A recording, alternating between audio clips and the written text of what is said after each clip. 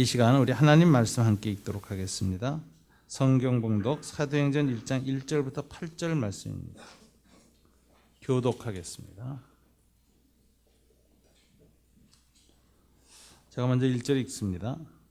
데오빌로요, 내가 먼저 쓴 글에는 무릇 예수께서 행하시며 가르치시기를 시작하심부터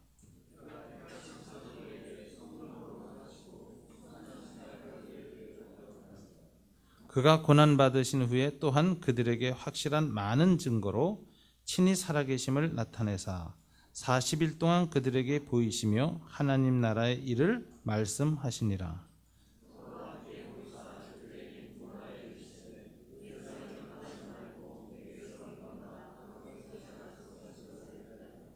요한은 물로 세례를 베풀었으나 너희는 몇 날이 못되어 성령으로 세례를 받으리라 하셨느니라.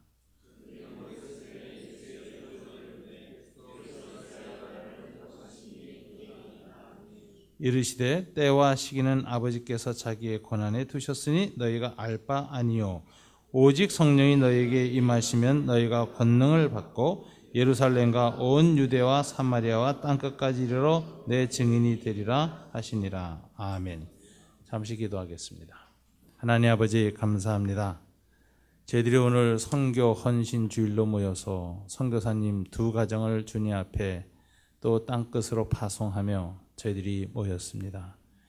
이 시간 저희 교회가 이 귀한 헌신의 시간에 들어야 할 말씀을 허락해 주시기를 간절히 원합니다. 준비된 말씀, 떡 5덩이, 물고기 2마리처럼 작은 것이지만 주님이 이 시간 축사하시고 떼어주심으로 우리 가운데 풍성함이 12강준이나 될 것을 믿습니다. 하나님 말씀을 우리 마음에 새길 수 있도록 도와주시옵소서. 예수님 이름으로 기도드립니다. 아멘. 오늘은 좀 특별한 주일인 것 같습니다. 우리 광교 산울교회가 우리 정말 설립을 알리고 하나님 앞에 설립 예배를 드리기 한 주 전에 저희들이 먼저 선교사 파송 예배를 드리게 되었습니다. 우리 4분의 선교사님 2가정을 우리 교회가 파송하도록 인도함을 받게 된 것에 대해서 먼저 하나님께 감사를 드립니다.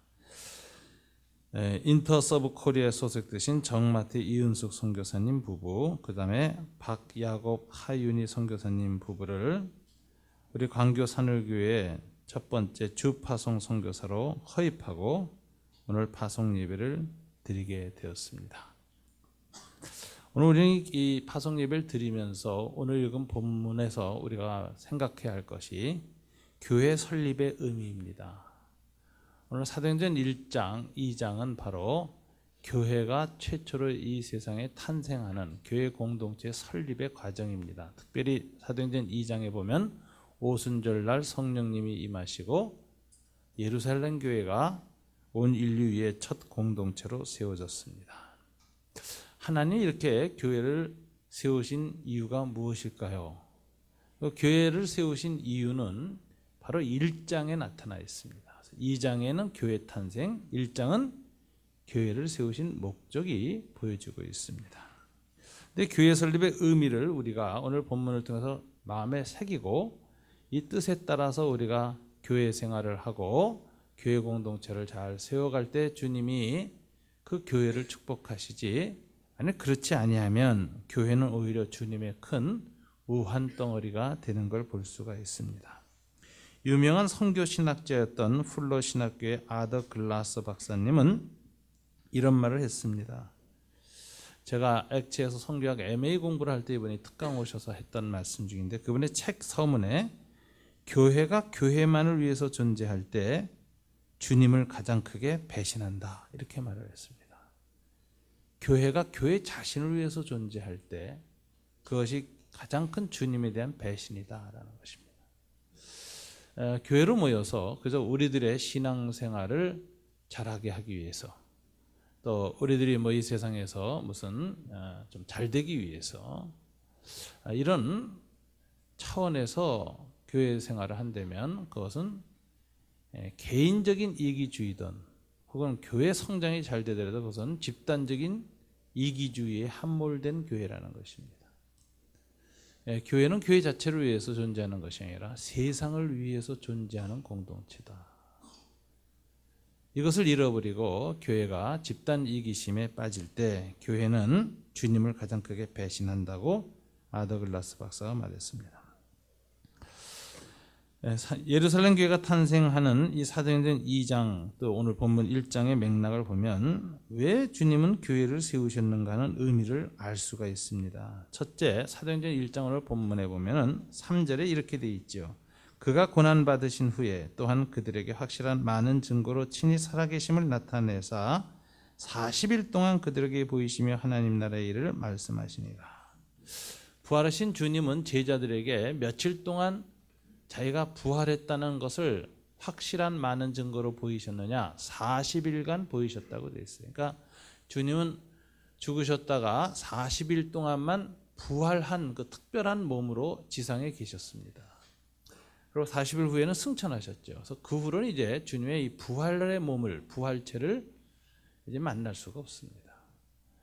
그런데 이 40일 동안 부활하신 몸으로 제자들에게 자주 나타나셔서 확실한 많은 증거를 보이셨어요. 제자들은 맨 처음에 주님이 자기들 가운데 나타나셨을 때 유령이신가 했어요. 눈엔 보이는데 죽은 사람이 나타나니 혹 유령인가 하고 두려워 떨더라 이렇게 되어 있습니다. 근데 주님이 내가 유령이 아니다라는 것을 보여주기 위해서 제자들에게 손에 못자국을 보여주시고 옆구리에 로마 군병에게 찔렸던 창자국을 보여주시면서 내 손가락을 내서 이 못자국을 만지고 옆구리에 창자국에 손을 넣어보라. 그리고 내가 육체로 부활했다는 것을 믿어라. 이렇게 말을 합니다.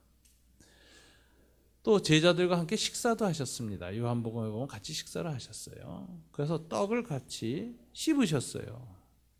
이렇게 하시면서 주님이 영으로 이렇게 나타나신 것이 아니라 죽으신 후에 그 죽은 몸을 가지고 부활하여 제자에게 나타났다는 것을 확실한 많은 증거로 40일 동안 보이셨다 그랬어요. 이 사건 40일 동안의 주님의 부활의 증거를 통해서 많은 제자들이 주님은 정말 하나님의 아들 메시아 그리스도이셨구나라는 걸 깨닫게 되었고, 대표적인 사람은 도마 같은 사람이 나의 하나님이라는 것을 깨달으면서 그 앞에 먼저 고백으로 나의 주라고 고백하면서 헌신을 하고 주님 앞에 자신을 드리는 모습을 볼 수가 있습니다. 이게 40일 동안 있었던 인류 역사에 아주 특별했던 기간입니다. 주님이 부활한 몸으로 시공간 안에 임재하시며 친히 자신의 부활을 증거하셨다. 이 40일 동안 계시면서 자신의 부활을 증언하시고 또 가르치셨다고 되어 있어요. 뭘 가르치셨는가? 40일 동안에 오늘 성경에 보니까 하나님 나라의 일에 대하여 이렇게 가르쳤습니다. 그러니까 하나님의 다스림이란 뭐냐? 하나님의 나라가 무엇인가에 대해서 40일 동안 가르치셨다 이렇게 되어 있습니다. 아까 우리 어린아이들하고 이제 이렇게 가르치는데 아이들 생각에서는 천국 하면 이제 죽은 다음에 가는 것으로 인식을 하잖아요. 이게 이제 가장 초보적인 천국론이죠. 그러나 예수님은 그보다 훨씬 더 깊이 가르치셨죠. 천국은 어떤 하늘에 있는 다른 장소가 아니라 이미 하나님 나라가 이 땅에 들어왔다 이렇게 말씀하세요. 눈에 보이지 않게 왔다. 이것은 하나님의 통치를 받는다. 그 나라의 백성이 되어서 그 나라의 관할권에 속하였다 이런 뜻입니다. 저와 여러분이 만일 외국에 대사로 나가면 그 나라의 법에 저촉되어도 그 나라의 재판을 받지 않습니다. 왜 그럴까요? 통치권이 어디에 있기 때문에? 대한민국에 있기 때문에. 똑같은 원리로 저와 여러분이 이 땅에서 대한민국의 국민으로 살아가고 있지만 우리의 전 존재는 이제 하나님의 나라에 속한 백성으로 시민권이 하나 더 주어졌습니다. 그래서 우리는 이 땅을 살면서도 하나님의 다스림을 받고 하나님의 통치를 받는 백성으로 살아가는 존재가 된 것입니다. 이것이 바로 하나님 나라가 임하였다라는 표현이죠. 주님의 나라에 내가 들어갔고 주님의 통치권에 들어가 있는 존재다라는 거예요. 근데 이 주님의 나라에 관한 다양한 그 일이 생깁니다. 그러니까 이제 주님의 통치 아래서 그의 백성이 되면은 극단적인 경우는 그 전에 어두움과 죄의 권세 아래 살았을 때 생겼던 현상들이 파괴되고 무너집니다. 특별히 죄에 고통당하던 사람들의 심령이 죄로부터 해방돼요. 그래서 구원의 은혜를 받는다. 심령에 평안이 생기고 죄가 용서받았고 내가 이제 하나님의 나라의 백성이 되어서 그 전에 모든 세상에 속했던 죄가 이제 씻김받고 새 나라 새 백성이 되었다. 이제 나는 주님의 다스림을 받는 존재로 살아간다. 그래서 성령의 다스림과 하나님의 말씀, 진리의 다스림을 받아서 산다. 죄로부터 멀어집니다. 근데 또 묶여 있을 때 귀신이 들렸던 사람들이 혹시 있어요. 예수님 당시로. 그럼 귀신이 떠나요. 귀신으로부터 자유롭게 됩니다. 혹 어떤 사람들은 그것이 병이 있었던 사람들은 하나님이 그걸 병에서부터 풀어주는 것으로 그 구원의 징표를 삼을 때에는 호련히 병이 나와서 안진뱅이가 일어났고 소경이 눈을 떴고 문둥병자가 피부가 깨끗하게 되었고 하는 일들이 예수님 당시에 많이 일어났죠. 그럼 이런 모든 이적, 표적들은 뭘 의미하는 것인가? 이 사람의 이제 새로운 통치를 받는다. 죄와 죽음과 사망의 통치를 받지 않고 이제 새로운 통치를 받는다 하는 것입니다. 보통 전쟁이 일어날 때 전투 장소에는 격렬한 전투가 일어나고 그 다음에 포로되었던 사람이 풀려나니까 아주 날카롭게 주님 나라가 임하는 걸 체험하지만 그 체험이 끝난 다음에 이제 주님의 나라 안에서 후방에서 살면은 그런 격렬한 사건이 잘 안 일어납니다. 이적과 표적이 잘 안 일어나죠. 보통 그렇게 이 완전히 국경선이 바뀔 때 이제 그런 일들이 일어나는데 그게 예수님 당시에 자주 일어났던 이적과 표적이라는 것입니다. 그것의 의미는 사람들을 단순히 놀래게 하려는 예수님의 매직 쇼가 아니에요. 마술 쇼가 아니라 내가 이제는 내 존재가 죄와 사망과 어두움의 통치를 받던 백성이 생명과 빛의 하나님의 통치를 받는 백성이 되었다라는 것을 깨닫게 하는 아주 그러니까 사인이었죠.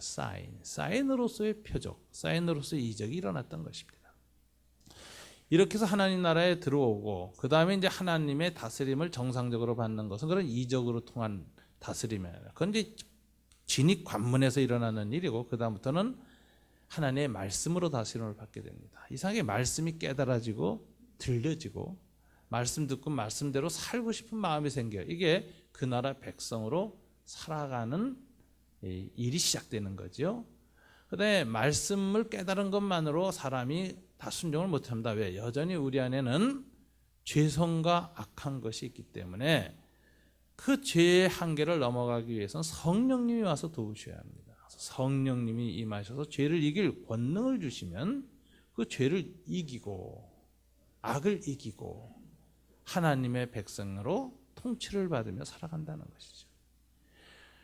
그리고 이렇게 한 사람의 존재에 하나님의 다스림, 나라가 임하면 그 다음엔 사람 관계 속에 임하는데 가정에 임합니다. 초대교회는 주 예수를 믿으라 그래야면 그 구원이 그 하나님의 다스림이 너와 네 집안에 임하리라. 가정에 임해요. 그래서 부부 사이가 달라지고 부모 자식이 달라지고 초대교회의 가정은 또 대가족 공동체였고 그 안에는 혈연적인 부모 형제만 있었던 것이 아니라 하인들도 있었고 친구들도 있었습니다. 이 사람들이 다 집단 개종을 하는 일들이 초대교회에 일어납니다. 고넬료의 집안이 그랬고 많은 사람들이 한꺼번에 온 가족이 하나님의 백성이 되는 일이 일어나요. 한 가문이 한 시족이 다 집단 개종을 합니다.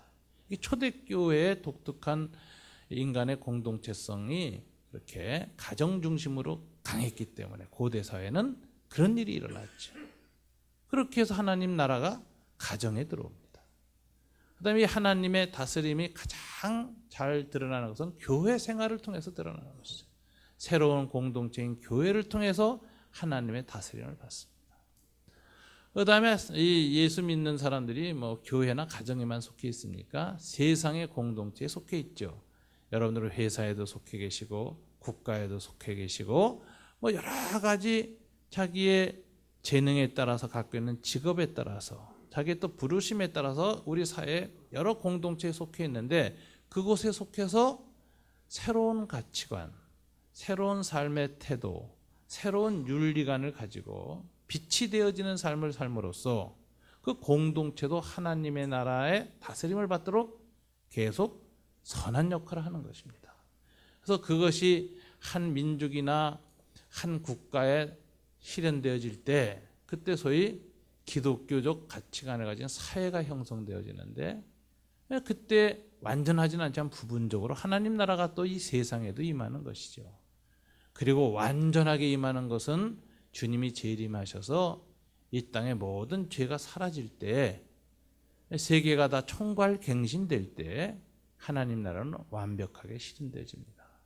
하나님의 나라가 이 땅에 들어오는 방식이 이렇게 다양하고 여러 가지 형태로 여러 가지 현상으로 나타나기 때문에 이거를 아주 컴팩트하게 종합적으로 딱 인식하도록 주님은 제자들을 가르칠 필요가 있었습니다. 그래서 여러분 수능 보면 수능 앞에 40일 종합반 이런 게 있잖아요. 총정리. 예수님이 그렇게 하신 거예요. 3년 동안 제자들 가르쳤는데도 워낙 난삽하게 알고 있고 뒤죽박죽이니까 부활하셔서 40일 동안 특별 세미나를 여셨다. 이게 부활 세미나라는 건데 40일의 부활 세미나를 통해서 하나님 나라에 대한 일을 종합적으로 총체적으로 체계적으로 완벽하게 가르쳐 줬어요. 이걸 다 깨닫고 나니까 이제 제자들이 주님이 왜 죽으셨는지도 알게 됐고 왜 주님이 유대 민족만을 위한 정치적인 또는 어떤 국가 형태의 하나님 나라를 안 만드셨고 왜 이렇게 하나님 나라를 온 인류를 대상으로 해서 세우셨는지도 알게 됐어요. 그래서 주님이 이제 이 놀라운 복음을 땅끝까지 가서 전파하라. 그러니까 제자들이 다 이제는 알았습니다. 이제는 주님이 죽으시고 이 땅에 오신 것이 우리 유대 민족만을 위해서 오신 것도 아니고 유대 민족의 독립국가를 신정국가 형태로 다시 세우기 위해서 오신 정치적 메시아도 아니고 온 인류의 죄를 용서하고 새로운 인류 사회를 세우기 위해서 오셨다는 걸 알았습니다. 그러면 이제 주님의 말씀을 땅끝까지 전파하겠습니다. 이들이 이제 다 받아들였어요. 그래서 주님의 명령에 순종하기로 해서 사도적 헌신을 하는 것입니다. 그래서 주님이 부활하셔서 40일 동안 제자들을 가르치시고 마지막에 주신 명령을 우린 지상명령, 대위임령이라 그래요. 이거는 단순한 개인에게 준 명령이 아니라 주님이 이 명령을 주실 때 보면 아버지께서 내게 하늘과 땅의 모든 권세를 주셨으니 이렇게 얘기를 하죠. 그래서 주님이 비로소 주 되심, 하나님의 통치권을 이양받으신 겁니다. 그리고 그것을 공개적으로 실행하시는 게 언제 실행하시냐면 승천하셔서 하나님 우편 보좌에 앉으셨다라고 성경에 되어 있는데 그것이 말하자면 섭정왕으로 하나님을 대신하여 이 땅의 모든 다스리는 권세를 행하시기 위해 보좌에 앉으신 사건이에요. 그리고 그것을 통치를 제대로 하기 위해서 이 땅에 보내신 분이 성령님이 오시는 겁니다. 승천하시고 50일 됐을 때 열흘 지나서 오순절날 성령님이 강림하셔서 통치를 하시는 것이고 그 다음에 사도들은 주님이 우편보좌에 올라가셔서 성령을 보내서 성령을 받아야만 하나님 나라의 앰버서더 대사가 돼서 그 권세를 가지고 땅끝까지 가게 돼 있는 것입니다. 이렇게 해서 주님이 그 나라를 이제 다스리는 주대심을 단계적으로 실현하시는데 이 제자들이 40일 만에 지상명령을 말씀하시고 승천하시려고 하자 이들은 즉시 이제 예루살렘을 떠나 땅끝까지 가려고 한 거죠. 근데 주님은 그건 아니다라고 보신 거예요. 그래서 뭐라고 말씀하시냐면 야 너희 지금 바로 뜨거운 마음 가지고 가는 건 좋은데 지금 바로 땅끝으로 가면 안 된다. 그래서 1장 8절에 보면 오직 성령이 너희에게 임하시면 너희가 권능을 받고 예루살렘과 온 유대와 사마리아 땅끝까지 이르러 내 증인이 되리라 하고 예언하셨고 1장 4절부터 5절에서는 분부를 또 하십니다. 사도와 함께 모이사 그들에게 분부하여 이르시되 예루살렘을 떠나지 말고 내게서 들은 바 아버지께서 약속하신 것을 기다리라. 요한은 물로 세례를 베풀었으나 너희는 몇 날이 못되어 성령으로 세례를 받으리라. 우리 예수님은 지상령을 순종하려고 탁 떠나려는 제자를 붙들고 야, 지금 이 상태로는 가면 안 된다. 그래서 기다려라. 예루살렘에서 머물러라. 그럼 몇 날이 못되어서 성령님이 임하실 것이다. 성령으로부터 세례를 받아서 그리고 그 결과로 권능을 받고 땅끝까지 가라. 권능을 받고 가라.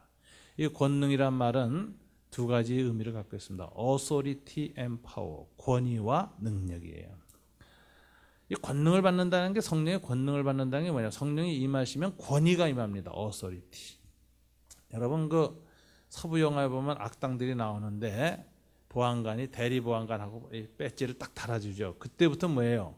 법을 집행해서 악인에 가서 총을 쏴서 악인을 죽여도 살인자가 안 될 수 있는 법 권위를 갖게 되는 것이죠. 이 권위를 받는다. 성령이 임하시면 첫째 임하는 게 하나님의 권위가 임한다는 거예요. 여러분 아무리 도둑놈들이 세고 강도가 흉악해도 왱왱왱 그리고 경찰 사이렌 소리가 나면 다 도망갑니다. 그 왜 그럴까요? 권위에 눌려서 그렇죠. 그래서 성령을 받아서 예수님의 권위가 나타나면 일단 죄와 어두움과 악의 세력은 무조건 위축되고 도망가려는 특징을 갖게 돼 있어요. 그래서 예수의 이름으로라는 말은 이 권위를 얘기하는 거예요.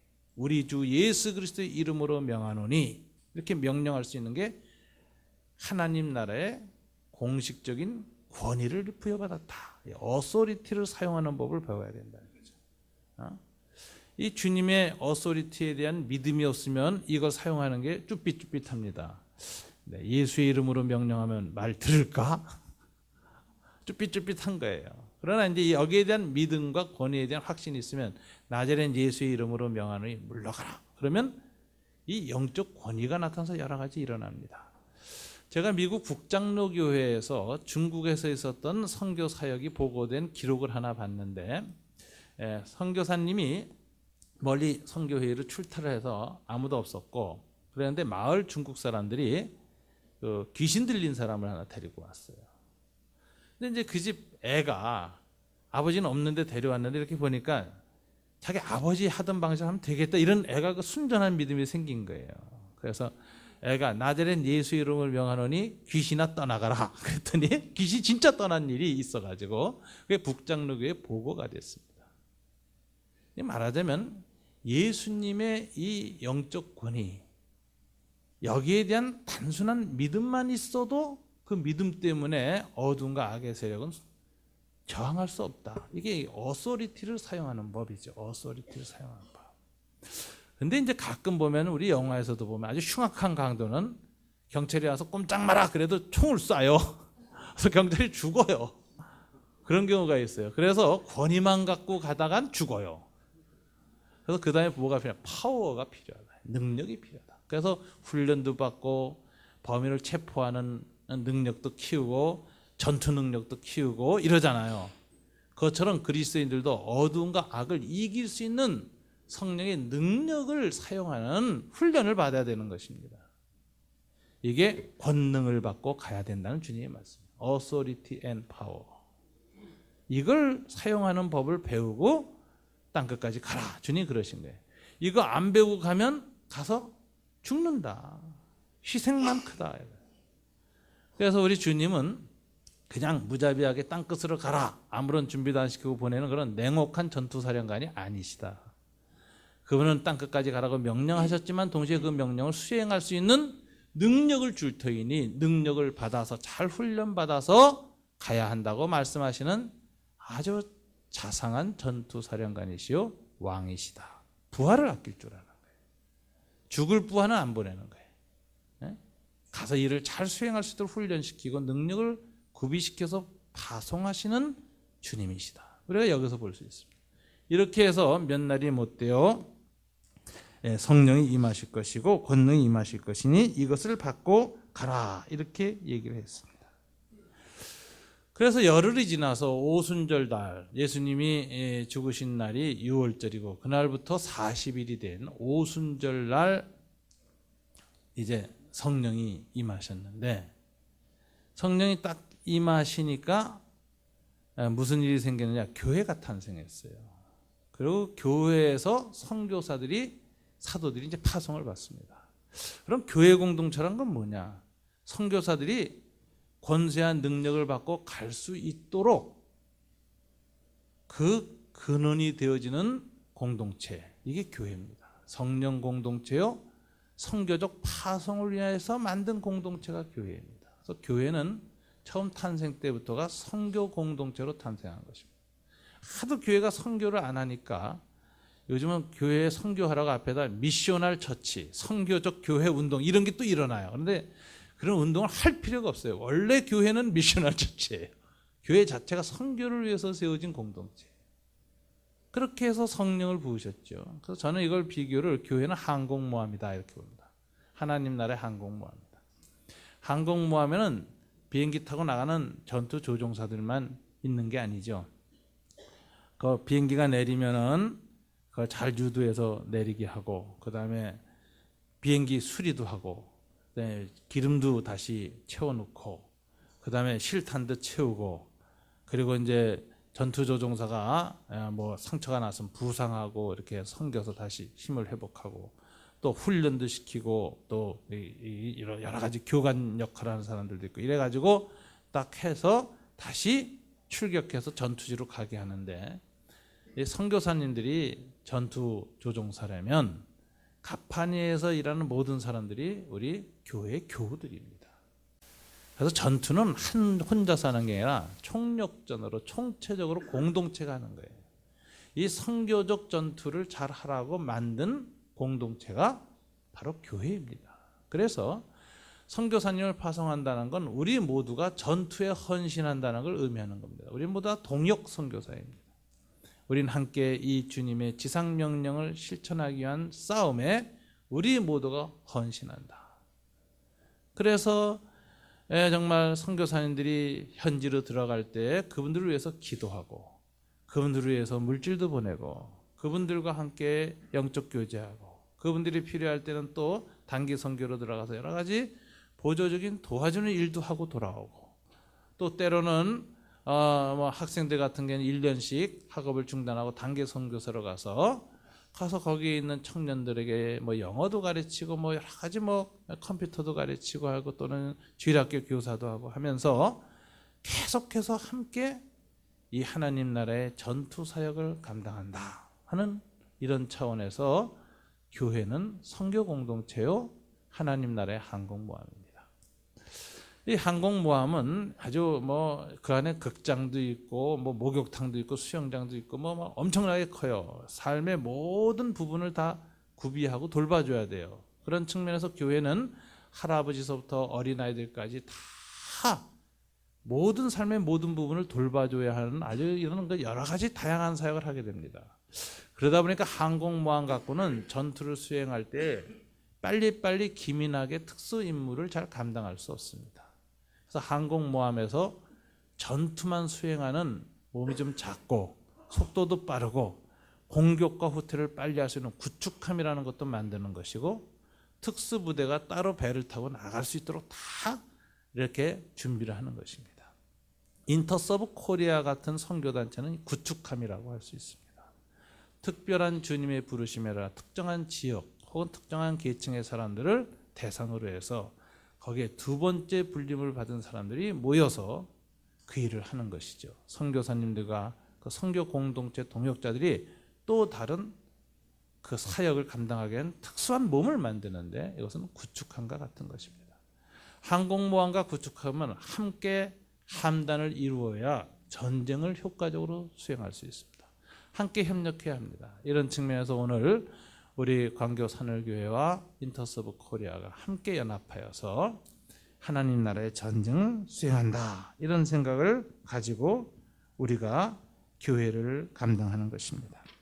이런 교회에 주시는 하나님의 놀라운 축복이 있습니다. 성경의 주님이 어느 공동체에 시공간적으로 임재를 약속한 규절이 딱 두 규절이 있습니다. 이걸 이제 일상적 임재라 그래요. 늘 임재하겠다는 거죠. 여러분 마태복음 18장 20절과 28장 20절입니다. 외우기도 쉽습니다. 18장 20절, 28장 20절. 마태복음 18장 20절은 이렇게 말씀하세요. 두세 사람이 내 이름으로 모인 곳에는 나도 그들 중에 있느니라. 여기서는 공간에 관한 임재를 약속해요. 두세 사람이 내 이름으로 모인 곳이라고 했습니다. 그들 중에 있겠다. 하나는 시간에 관한 임재입니다. 마태복음 28장 20절에 보면 내가 너에게 분부한 모든 것을 가르쳐 지키게 하라. 볼지어다 내가 세상 끝날까지 너희와 항상 함께 있을 것이다. 세상 끝날 항상. 이걸 시간의 약속이라고 그래요. 우리가 잘 아는 것처럼 시공간성이라는 건 하나님의 피조물이죠. 태초에는 시간의 창조고 하늘을 만드셨다. 하늘은 공간의 창조, 우주를 창조하셨고 그 안에 땅, 이건 뭐냐? 우주 안에 있는 모든 물질들을 그 시공간 안에 창조하셨다. 그래서 창세기 1장 1절은 요즘 양자 물리학자들이 말하고 아인슈타인이 말한 그런 시공간성 안에 있는 물질 세계 아주 너무 잘 들어맞아요. 어떻게 그렇게 1장 1절이 깊은 의미를 갖고 있는지 아주 놀랍습니다. 근데 이 시간과 공간이라는 건 하나님이 피조한 거예요. 이 자체가. 만물을 담기 위해서 만든 그릇 같은 거죠. 근데 창조주 하나님이 그릇 속에 자기가 만든 그릇 속에 들어오신다는 게 이게 신기한 겁니다.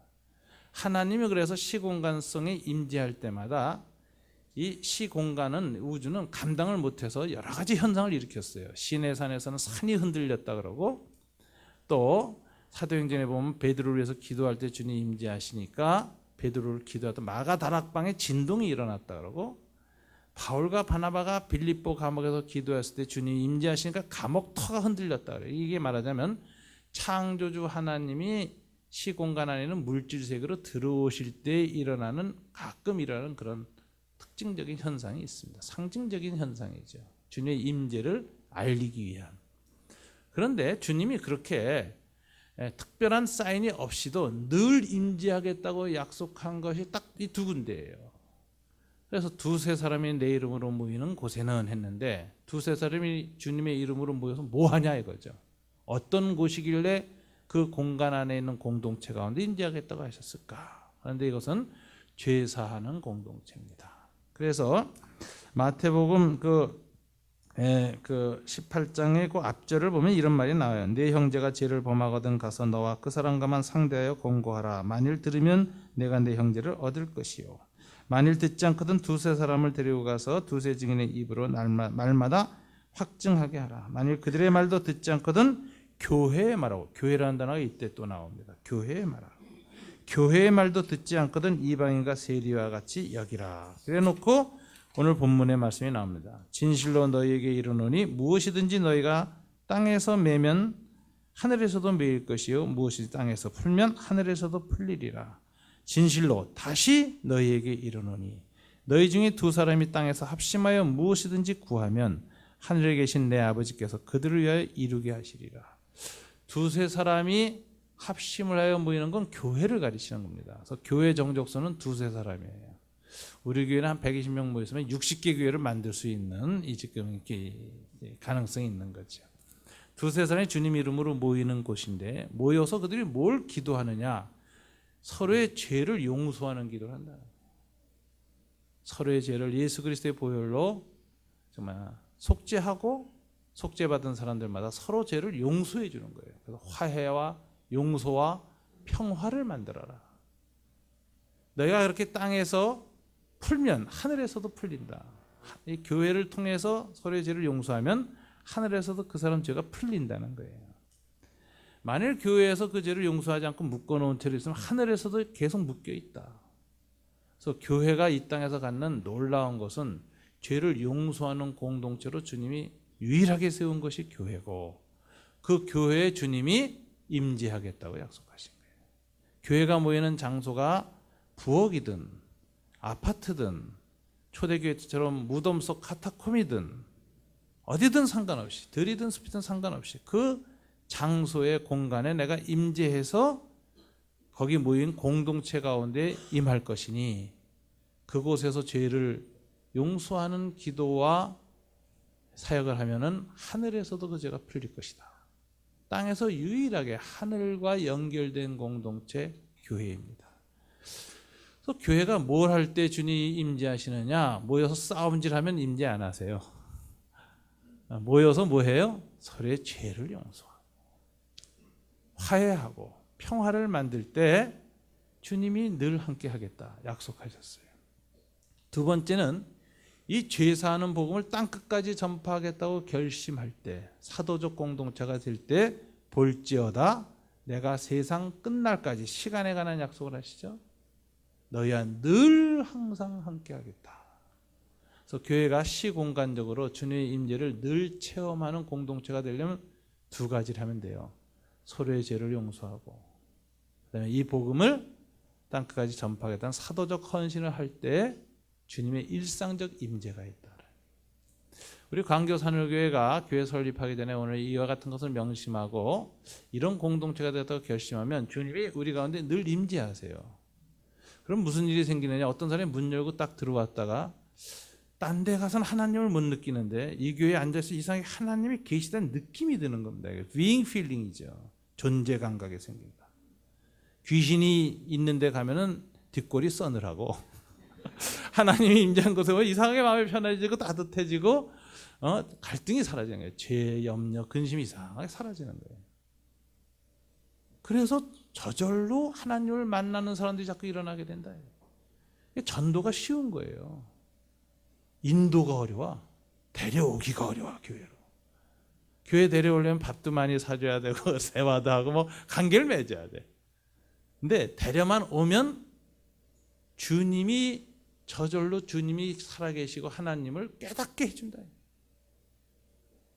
그런 교회는 어떻게 되느냐 하면은 두 가지만 하면 돼요. 서로 모여서 싸우지 말고 용서하고 화해하고 평화롭고, 부부 싸움도 교회 갔다 오면 좀 사라지고, 어떤 부부는 차 예배 드리려고 차 몰고 오다 차 안에서 싸우는 거예요. 부부 싸움. 남편이 화가 나서 안 가! 그러고 차를 돌려서 안 되는 거죠. 어떤 부부는 은혜 잘 받고 그러고 나서 이제 갈 때 또 부부 싸움을 해요. 그래가지고 그냥 은혜를 다 이제 쏟아버리고 가죠. 이제 이러지 마시고 교회 와서 서로 용서하고 서로 화해하고, 그리고선 이 좋은 복음, 죄 문제에 대한 유일한 해결책은 이 복음뿐이다라는 걸, 이걸 땅끝까지 전파해야 되지 않겠느냐 하고 그런 헌신을 할 때 주님은 야, 저 교회는 내가 임재하겠다. 시공간적인 약속을 지키시는 겁니다. 그래서 임재하시고, 주님 임재하는 교회는 애써서 전도할 필요 없어요. 그냥 데려가만 오면 저절로 와서 있다 보면 하나님이 있는 것 같다, 신이 있는 것 같다, 자꾸 교회에 대해서 관심이 생기고 복음에 대해서 관심이 생기고 예수님께 관심이 생기게 돼 있어요. 왜? 있는 것 같으니까. 그렇게 되는 거예요. 그래서 절로 과실을 많이 맺나니, 애쓰지 않아도 저절로 교회 안에 딱 와서 주님 임재하는 교회 오면 딱 오는 순간에 이게 탁 연결이 되는 거예요. 성령 안에서. 그래서 예수님에 대한 영적 인식이 시작되는 거예요. 즉 생명의 핵이 탁 생기는 거죠. 임재 공동체의 특징입니다. 근데 그 임재가 없으면 아무리 데려와도 왔다가 다시 나가죠. 아휴, 이런데 왜 다녀? 못 올 때 왔다 간 사람처럼 그냥 축도하기 전에 문 열고 나갑니다. 그렇잖아요. 우리가 주님께 이렇게 정말 죄를 용서하는 복음을 우리가 늘 생활하고 그러면서 이걸 땅끝까지 전파하겠다고 헌신만 하면 주님은 약속을 지키십니다. 내가 그 공간에, 내가 세상 끝날까지 시공간적으로 늘 임재하겠다. 거기에 진정한 변화가 시작되는 겁니다. 주님의 임재가 없는 교회는 세상 말로 하면 안고 없는 찐빵 같은 거고 가치가 없어요. 주님의 임재가 없는 교회는 그냥 종교 조직이고 시스템에 불과합니다. 아무 생명력이 없어요. 그래서 아무 생명력이 없으면 주님이 사대교회에 하신 말씀이 나오죠. 살았으나 죽은 자다, 이렇게 얘기해요. 죽은 자다. 네, 여러분, 살았으나 죽은 자라는 말을 머릿속에 딱 넣기 위한 좋은 암시적인 단어가 있습니다. 뭐죠? 살아있지만 죽은 사람, 좀비. 주님 좀비 공동체다. 저거 살았으나 죽었다. 저 좀비들이다. 주님에 대해서 이렇게 교회를 세우신 뜻을 알아서 우리가 신실하게 할 때 우리가 신자가 되는 것이고요. 아더글라서 말대로 주님이 교회를 선교를 위해서 세운 공동체를 잃어버리고 교회 자체를 위해서 존재한다고 생각하고 교회에만 집중하면은 그때부터는 주님을 가장 배신하는 것이다. 그래서 여러분들은 신자가 아니라 성이 하나 생깁니다. 배씨, 배신자. 신자에서 배신자가 되는 거예요. 우리가 좀비가 되지 말고 배신자가 되지 않기 위해서는 중요한 것은 선교의 헌신이라는 것입니다. 오늘 우리가 교회를 세우기 전에, 다음 주에 설립하기 전에 이 원리를 우리가 먼저 결심하고 선교 헌신을 오늘 하게 해주신 하나님께 감사드립니다. 또 마침 선교사님 이렇게 선교사 파식 예배에 맞춰서 국제회의 관계로 정마태 선교사님 한국에 들어오셨고, 또 우리 하 선교사님은 또 이렇게 여러 가지 일로 잠깐 오셨는데 딱 두 분이 함께 우연히 맞춰져서 마침 설립 예배 일주 전에 맞춰져서 우리 두 분과 함께 이렇게 귀한 선교 파송 예배를 드리게 된 것, 하나님의 특별한 은혜라고 생각합니다. 기도하겠습니다. 하나님 아버지 감사합니다. 오늘 선교사 파송 예배를 드리게 하시고 광교 산울교회가 설립된 의미가 무엇인가를 초대교회 설립의 원리를 따라 살피게 하시고 우리가 다시 헌신하게 하시니 감사합니다. 선교 공동체로서의 광교 산울교회가 땅끝까지 이 사명을 잘 감당하고 세상 끝날까지 감당할 수 있도록 도와주시고, 그런 헌신을 계속해 나갈 때 주께서 약속하신 대로 시공간적인 임대를 늘 일상적으로 허락하시는 교회 되게 도와주시옵소서. 예수님 이름으로 기도드립니다. 아멘.